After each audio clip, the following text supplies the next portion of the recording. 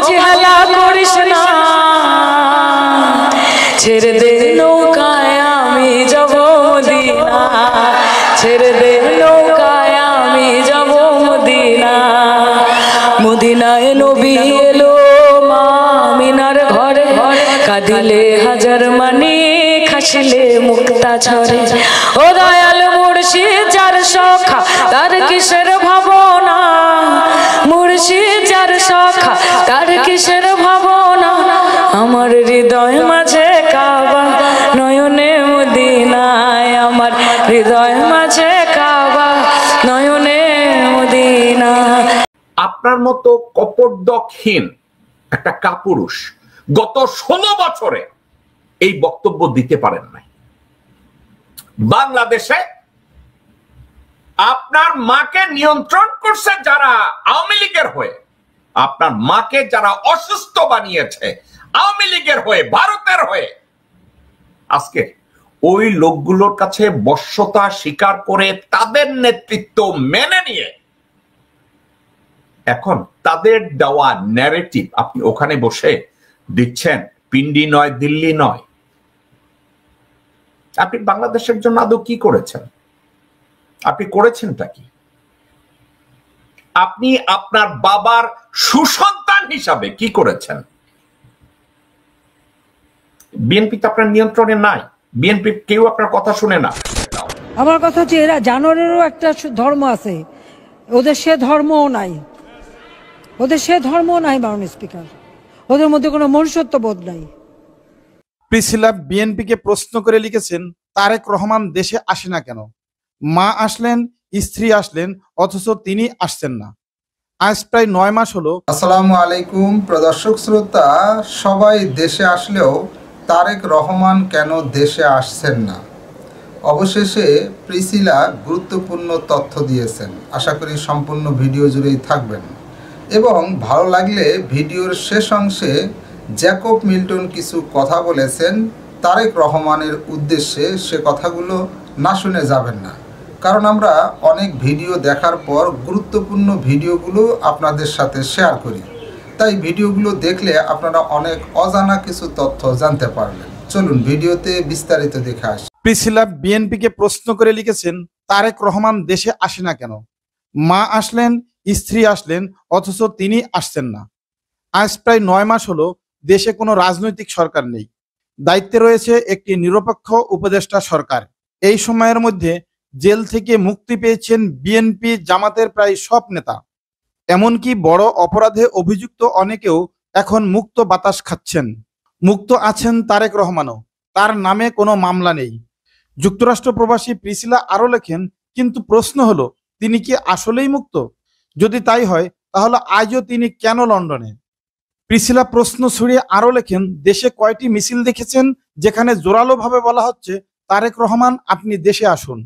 এই যে ফজলু চাচা এত বড় বড় কথা বলেন, কখনো কি তিনি বলেছেন আমাদের নেতা দেশে আসবেন, তার নিরাপত্তা নিশ্চিত করুন? প্রিসিলা আরো লিখেছেন, সালাউদ্দিন স্যার, দুদু স্যার, মির্জা ফখরুল স্যার কাউকে বলতে শুনিনি যে তারেক রহমান দেশে ফিরতে চান এবং তার নিরাপত্তা নিশ্চিত করতে হবে সরকারকে। আমি জানি না আপনারা শুনেছেন কিনা, কিন্তু আমি অন্তত শুনিনি। প্রিসিলা আরো লেখেন, তারেক রহমানকে দেশে ফেরার দাবিতে কোনো মিছিল দেখিনি, কোনো মিটিং শুনিনি, কোথাও কারো কণ্ঠে সে দাবি শুনিনি। শেখ হাসিনা থাকলেও শুনিনি, এখনো শুনছি না। প্রিসিলা আরো লেখেন, তারেক রহমান যদি দেশে আসতেন, নেতৃত্ব দিতেন, একক সিদ্ধান্ত নিতেন, অনেক কিছুর দৃশ্যপট বদলে যেত। কিন্তু এখন সবাই বলছে, কে কি বলছে, কেন বলছে কেউ জানে না। প্রতিযোগিতা চলছে কে কত বেশি বলতে পারে। মাইক্রোফোন দেখলেই মাথা গরম হয়ে যায়, অন্যের মাইক কেড়ে নিয়ে নিজেই কথা বলতে শুরু করে, দেশের আলেম ওলামাদের অপমান করে কথা বলে, এমনকি হিসু দিয়ে সাগরে ফেলে দেওয়ারও হুমকি দেয়। প্রিসিলা আরো লেখেন, আগে শেখ হাসিনা ও আওয়ামী লীগের বিরুদ্ধে ভিডিও বানালে বেশি ভিউ পাওয়া যেত, এখন বিএনপির নেতাদের নিয়ে পোস্ট দিলেই মাশাল্লাহ ভিউ। অনেকেই বলেন বিএনপিকে নিয়ে পোস্ট দিলেই জামাত শিবির এসে কমেন্ট করে। প্রিসিলা আরো লেখেন, আমার প্রশ্ন হলো বিএনপির অর্থাৎ আপনাদের নেতা বেশি, কর্মী বেশি, সমর্থক বেশি, তাহলে লাইক কমেন্ট এত কম কেন? আমি যখন জিয়া পরিবার নিয়ে কোনো পোস্ট দেই তখন সেই পোস্টে এত লাইক, এত কমেন্ট, এত শেয়ার আসে, সেগুলো কোথা থেকে আসে?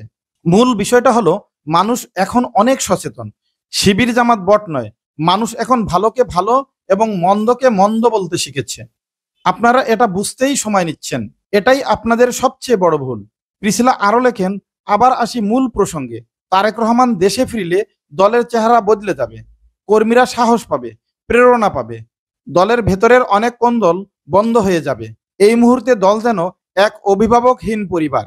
প্রতিটি নেতাই নিজেকে সবচেয়ে বড় মনে করে, একজন আরেকজনের চেয়ে আরো বড়। প্রিসিলা প্রশ্ন করে লেখেন, কেন তারেক রহমান আসেন না? তিনি কি বোঝেন না কি হচ্ছে? তিনি সব বোঝেন, জানেন এবং মনে রাখছেন। প্রিসিলা আরো লেখেন, আপনারা বিএনপিতে বড় নেতা, কিন্তু দল না থাকলে আপনাদের কোনো মূল্য নেই। দল থেকে বের হলে আপনাদের অবস্থাও হয়ে যায় বিধবা নারীর মতো, কিংবা ব্যারিস্টার শাহজাহান ওমরের মতো। নাম আছে, দাম নেই।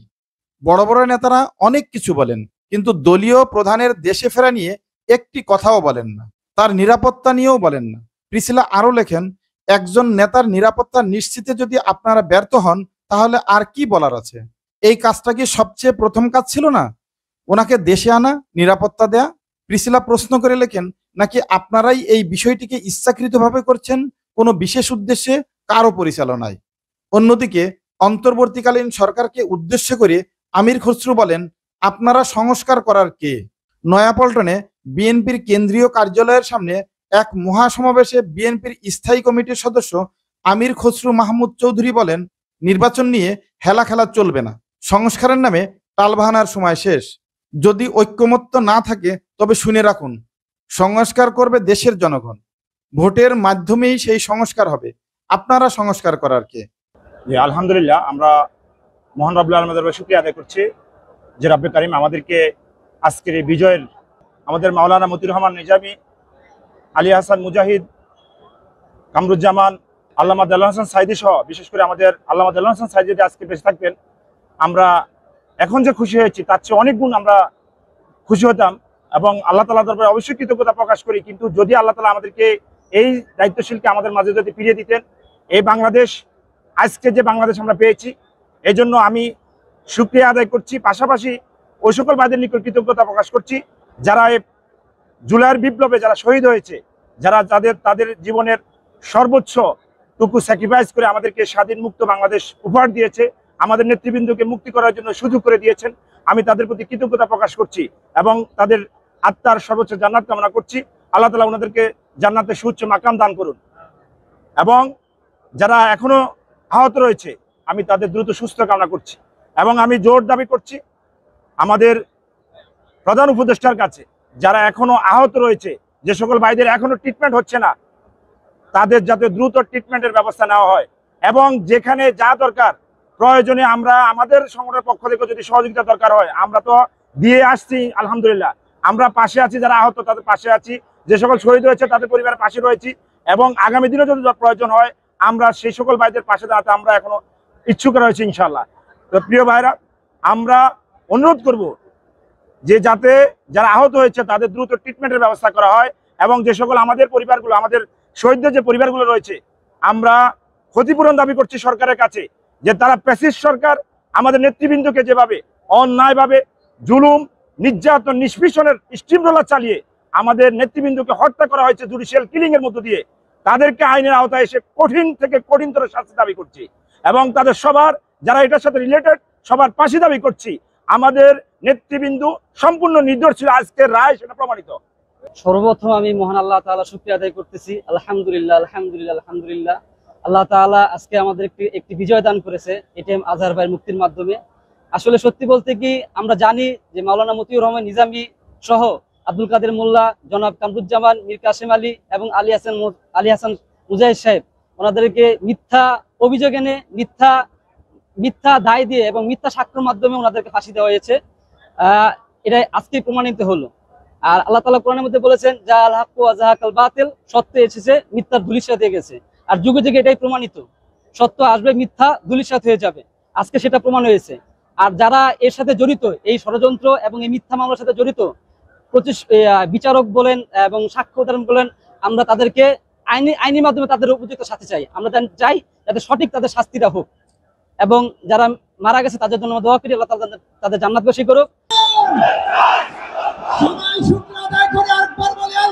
লিল্লাহ।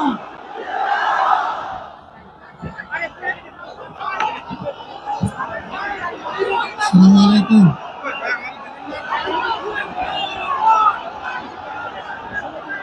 আমরা এখানে 10 মিনিটের মধ্যে কাজ শেষ করতে চাই। এটা কোনো সভাও নয়, সভা মঞ্চও নয়, শুধু উনি আপনাদের কাছে দোয়া দিয়ে সালাম দিয়ে বিদায় নেবেন। আপনার মতো কপটদকহীন একটা কাপুরুষ গত 16 বছরে এই বক্তব্য দিতে পারেন নাই। বাংলাদেশে আপনার মাকে নিয়ন্ত্রণ করছে যারা আওয়ামী লীগের হয়ে, আপনার মাকে যারা অসুস্থ বানিয়েছে আওয়ামী লীগের হয়ে, ভারতের হয়ে, আজকে ওই লোকগুলোর কাছে বশ্যতা স্বীকার করে তাদের নেতৃত্ব মেনে নিয়ে এখন তাদের দেওয়া ন্যারেটিভ আপনি ওখানে বসে দিচ্ছেন। পিন্ডি নয়, দিল্লি নয়। আপনি বাংলাদেশের জন্য আদৌ কি করেছেন? আপনি করেছেনটা কি? আপনি আপনার বাবার সুসন্তান হিসাবে কি করেছেন? বিএনপি তো আপনার নিয়ন্ত্রণে নাই। বিএনপি কেউ আপনার কথা শুনে না। আমার কথা হচ্ছে এরা জানোয়ারেরও একটা ধর্ম আছে, ওদের সে ধর্মও নাই। ওদের সে ধর্মও নাই মাননীয় স্পিকার। ওদের মধ্যে কোনো মনুষ্যত্ব বোধ নাই। ওরা চুরি, লণ্ঠন, দুর্নীতি, দুর্বৃত্তায়ন ছাড়া কিছুই জানে না। ওদের নেতা থেকে শুরু করে সবই তো, এবং সৃষ্টি যে করেছে। শুনেছেন? ওদের ভিতরে কোনো মানবিকতা কাজ করে না, ওদের ভিতরে কোনো ঈমান কাজ করে না, ওদের ভিতরে কোনো দেশপ্রেম কাজ করে না। ওদের ভিতরে শুধু কাজ করে নেমোখারামি, বেঈমানি, দেশদ্রোহিতা, মুনাফিকি, ফাসিকি, এগুলো ওদের মধ্যে কাজ করে। হাসিনা বলছে, কেন বলছে জানেন? হাসিনার চেয়ে ভালো আর কে জানে? এই হাসিনা আমানুল্লাহ আমানকে বসায় বসাইয়া কলা খাওয়াইছে, বলছে তোমার ব্যক্তিগত খোঁজ খবর নেব। এবং আমানুল্লাহ আমান এই দায়িত্ব পালন করেছে। কেমনে পালন করেছে জানেন? পুরা আন্দোলনের মুখে পুলিশদের কানে কানে বলে, প্রধানমন্ত্রীকে বলেন আমি আমার দায়িত্ব পালন করছি। মির্জা ফাক সে বলছে আন্দোলনে লক্ষ লক্ষ লোক তার সামনে, যেখানে লক্ষ লক্ষ লোকের শক্তি তাকে বলিয়ান করবে, বলিয়ান না হয়ে সে মাইক্রোফোনে বলে এবার কি বলবো। মির্জা ফাক তার জবাবে হাসিনা বলছে তোমরা মুনাফিকের গোষ্ঠী, তোমরা ফাসেকের গোষ্ঠী, তোমরা বেঈমান, তোমাদের ভিতরে কোনো ইমানদারিত্ব নাই, আনুগত্য নাই, তোমাদের ভিতরে কোনো দেশপ্রেম নাই, তোমরা হচ্ছে বেঈমানের দল। এবং এই বেঈমানের দলগুলোকে নিয়ে বেগম জিয়া জানার পরেও বেগম জিয়া তাদেরকে নিয়ে রাজনীতি করে এবং বেগম জিয়া অনেক কষ্টে এই কথাটা বলছিল। অনেক বড় বড় নেতা বানিয়েছিলাম, অনেক বড় বড় পদ দিয়েছিলাম, মন্ত্রী বানিয়েছিলাম, যারা কিছুই ছিল না, যাদের এই বিএনপি দিয়ে, শহীদ জিয়াউর রহমান দিয়ে, আমার দিয়েই অনেক বড় হয়েছে, অনেক কিছু মালিক হয়েছেন, তিনারা সব বেঈমানি দালালি। শুনেছেন? উনি টের পেয়েছে, উনি টের পেয়ে গেছে যে বিএনপির এরা মুনাফিক, এদের কোনো আনুগত্য নাই, এদের কোনো অস্তিত্ব নাই, এদের কোনো ধর্ম নাই, এদের কোনো উদারতা নাই, এদের কোনো ঈমান নাই, এরা বেঈমান। এরা বলেছে। আপনি নিজে চিন্তা করে দেখেন তো, মির্জা ফাকের মতো লোক কি বলে একটু শুনেন। বেগম জিয়া কি বলে এবং মির্জা ফাক কি বলে। আগে বেগম জিয়া কি বলে এটা শুনেন। জিয়াউর রহমান বেঁচে থাকলে অনেকেই বলে বাংলাদেশের চেহারা আজকে অন্যরকম হতো। সেজন্যই তো আজকে বাংলাদেশকে যারা চায় না কখনো বাংলাদেশ উন্নতি করুক, বাংলাদেশ এগিয়ে যাক, তারা আজকে ষড়যন্ত্র, তারা তখন ষড়যন্ত্র করে জিয়াউর রহমানকে এই দুনিয়া থেকে সরিয়ে দিই। বেগম জিয়া যখন এই কথাটা বলে তার পিছনে কে বসা ছিল? মির্জা ফাক। আবার আমি ভিডিওটা চালাবো, একটু দেখেন। জিয়াউর রহমান বেঁচে থাকলে অনেকেই বলে বাংলাদেশের চেহারা আজকে অন্যরকম হতো।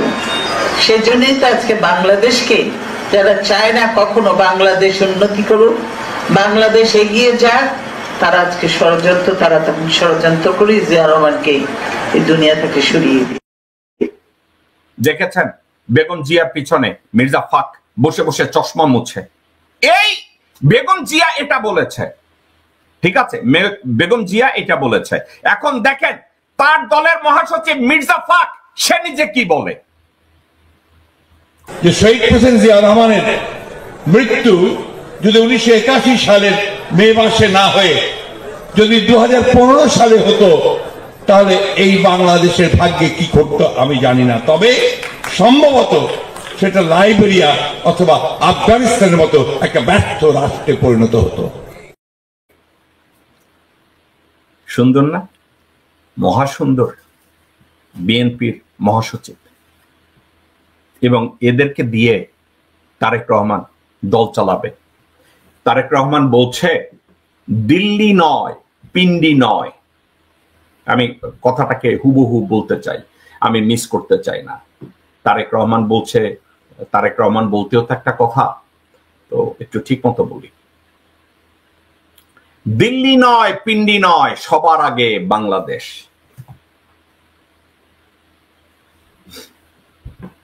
আমার কি প্রশংসা করা উচিত না?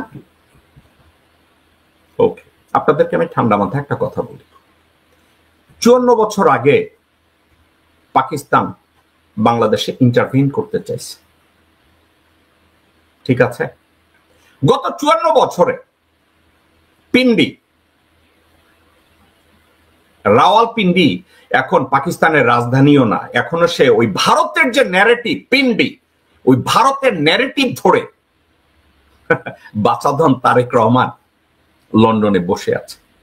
তারেক রহমান সাহেব, আপনার কি মনে নাই রাওয়ালপিন্ডি এখন আর রাওয়ালপিন্ডি না? পাকিস্তানের রাজধানী এখন ইসলামাবাদ। এখন আপনি পিন্ডি ধরে আছেন। পিন্ডি তো ইন্ডিয়ান ন্যারেটিভ, আপনি এখনো পিন্ডি ধরে বসে আছেন। এবং আপনার তথাকথিত পিন্ডি গত 54 বছরে বাংলাদেশের স্বরাষ্ট্র, পররাষ্ট্র, বাণিজ্য কোন নীতিতে তারা ইন্টারভিন করে নাই। তারা তাদের কোন পলিসি বাংলাদেশের উপরে ইম্পোজ করে নাই। এখন আপনি পিন্ডির নাম নেন কেন? পিন্ডি তো গত 54 বছরে বাংলাদেশে কোনো কিছু করে নাই।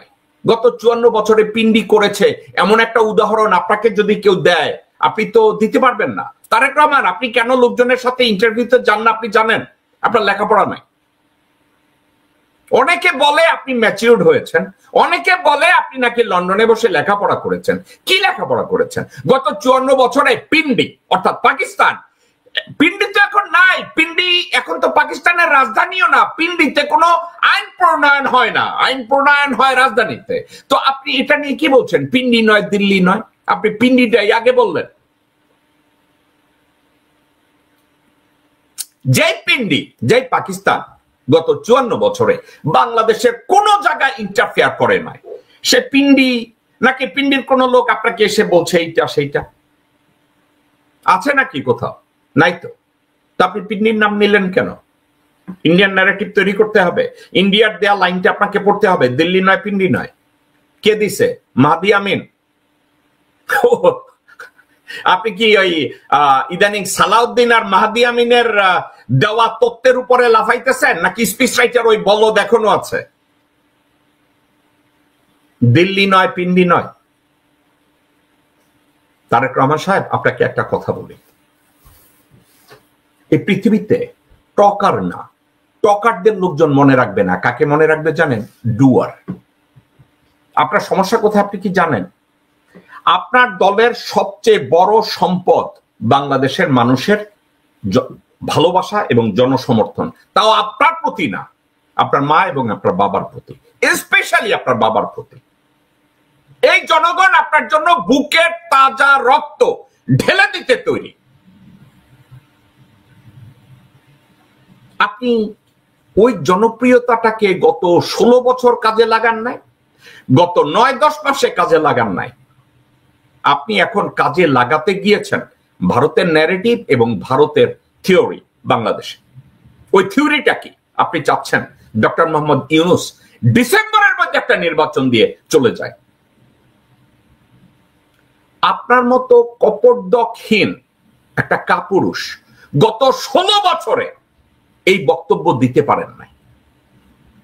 বাংলাদেশে আপনার মাকে নিয়ন্ত্রণ করছে যারা আওয়ামী লীগের হয়ে, আপনার মাকে যারা অসুস্থ বানিয়েছে আওয়ামী লীগের হয়ে, ভারতের হয়ে, আজকে ওই লোকগুলোর কাছে বশ্যতা স্বীকার করে তাদের নেতৃত্ব মেনে নিয়ে এখন তাদের দেওয়া ন্যারেটিভ আপনি ওখানে বসে দিচ্ছেন।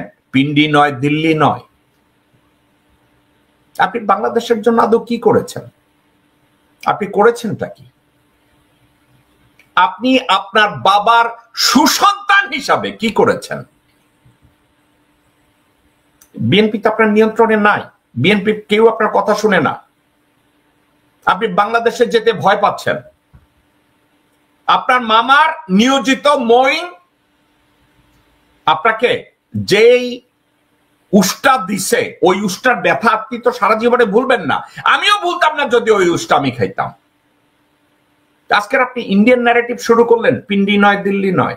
কারণ পিন্ডি তো এখন বাংলাদেশে গত 54 বছরে কিছু করে নাই। পিন্ডি কি গত 54 বছরে ভারতের মতো করিডোর নিছে? রোড করিডোর নিছে, পানি করিডোর নিছে, আকাশ করিডোর নিছে, বাংলাদেশের বর্ডারে হামলা চালাইছে, পিন্ডির লোকজনরা বাংলাদেশের সীমান্তে এসে বাংলাদেশিদেরকে খুন করছে, বাংলাদেশের কমার্সে যেভাবে ইমব্যালেন্সড ওইটা করছে? কিছুই করে নাই, কিছুই করে নাই। বাংলাদেশের কলকারখানা বন্ধ করছে পিন্ডি? করে নাই। কিন্তু কি করছে জানেন? যে মুহূর্তে রোহিঙ্গা সমস্যার ভিতরে বাংলাদেশ মুষড়ে পড়ছে, ভারত বাংলাদেশের বিরোধিতা করলো জাতিসংঘে, কিন্তু পিন্ডি বলেছে আমরা বাংলাদেশের পক্ষে ভোট দেব। তারেক রহমান, ওইটা কি আপনারা মনে করায় দেব নাকি মনে আছে? রোহিঙ্গারা যখন বাংলাদেশে ঢুকলো, জাতিসংঘে যখন রোহিঙ্গা ফেরত দেওয়ার ব্যাপারে আলাপ আলোচনা শুরু হলো, ভারত জানায় দিল যে রোহিঙ্গা সমস্যা নিরসনে ভারত বাংলাদেশের পক্ষে ভোট দেবে না। কিন্তু আপনার ওই পিন্ডি বাংলাদেশের পক্ষে ভোট দিছে। তারেক রহমান সাহেব, এটা কি আপনি মনে আছে নাকি এগুলো নিয়ে পড়ালেখা করেন নাই? কেন করেন নাই? নাকি ওইখানে বসে বসে খালি আপনি তেল মারে, সানি তেল মারে, সায়ান তেল মারে, হুমায়ুন তেল মারে, যারা হাতে তেল আর ঘেটতো লইয়া যায় আপনি ওইটাই পইটা যান? তারেক রহমান সাহেব, আপনার স্টাডিতে কি আসছে? রোহিঙ্গা নিধন শুরু হয়েছে একটা উদ্দেশ্যে, রাখাইনকে রোহিঙ্গা মুক্ত করবে। কেন? রাখাইনে ভারতের বিমান ঘাঁটি বসবে, সেনানিবাস বসবে, এবং সেভেন সিস্টার্স এর সাথে যোগাযোগ ব্যবস্থা ডেভেলপ করবে। এই রোহিঙ্গাদেরকে ওখান থেকে নিধনের জন্য ভারত মায়ানমারের বাজেটের 1/3 ডোনেট করত, 4 বিলিয়ন 5 বিলিয়ন মায়ানমারকে দিত। আপনি স্টাডিতে আপনি পড়ছেন, এটা নিয়ে আপনি কথা বলছেন, এটা নিয়ে বিবৃতি দেওয়ার মতো আপনার যোগ্যতা আছে? কোনদিন বলেছেন বিষয়টা এই? আপনি তো বলেন নাই। তারেক রহমান সাহেব, আপনি নিজে যদি না জানেন, কান খুলে শুনে রাখেন। রাখাইনে রোহিঙ্গাদের কাটা শুরু হয়েছে ভারতের পয়সায়, যাতে রাখাইনটাকে রোহিঙ্গা মুক্ত করে ভারতের যোগাযোগ ব্যবস্থা, সেনানিবাস ওখানে তৈরি করা যায়। প্রদর্শক শ্রোতা, এই বিষয়ে আপনার মতামত থাকলে লিখতে পারেন কমেন্ট বক্সে আপনার মতামত। প্রিসিলা যে কথাগুলো বলেছেন তারেক রহমান সম্পর্কে আপনার কাছে কি যুক্তিযুক্ত মনে হয়েছে? তাও লিখতে পারেন কমেন্ট বক্সে।